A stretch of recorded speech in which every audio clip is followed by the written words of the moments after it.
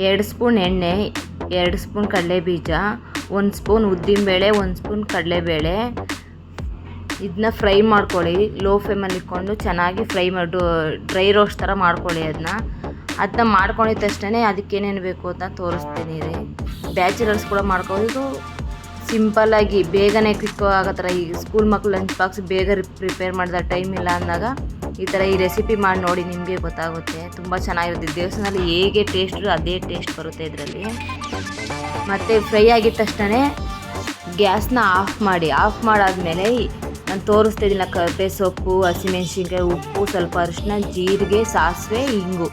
ಇದನ್ನ ಆ ಬಿಸಿಯಲ್ಲಿರುತ್ತೆ, ಎಣ್ಣೆ ಎಷ್ಟು ಬಿಸಿ ಇರುತ್ತೆ ಅಷ್ಟರಲ್ಲೇ ಫ್ರೈ ಆಗಬೇಕು.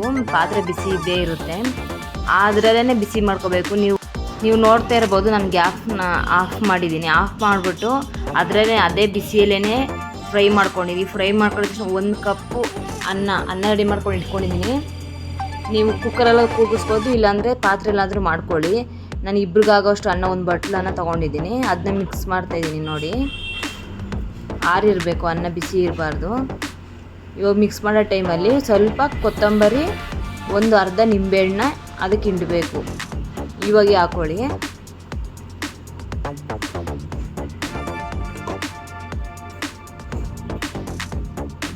ನೋಡ್ತಾ ಇರ್ಬೋದು ಎಷ್ಟು ಚೆನ್ನಾಗಿ ಬರ್ತಾಯಿದೆ ಅಂತ.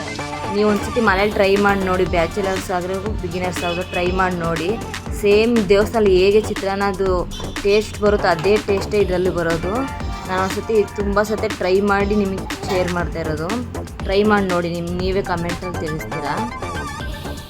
ಬೇಗನೆ 5 ನಿಮಿಷದಲ್ಲೇ ಆಗುತ್ತೆ, ಇನ್ನೂ ಬೇಗನೆ ಆಗುತ್ತೆ. ಮಕ್ಕಳ ಲಂಚ್ ಬಾಕ್ಸು ಕೂಡ ಅವ್ರಿಗೂ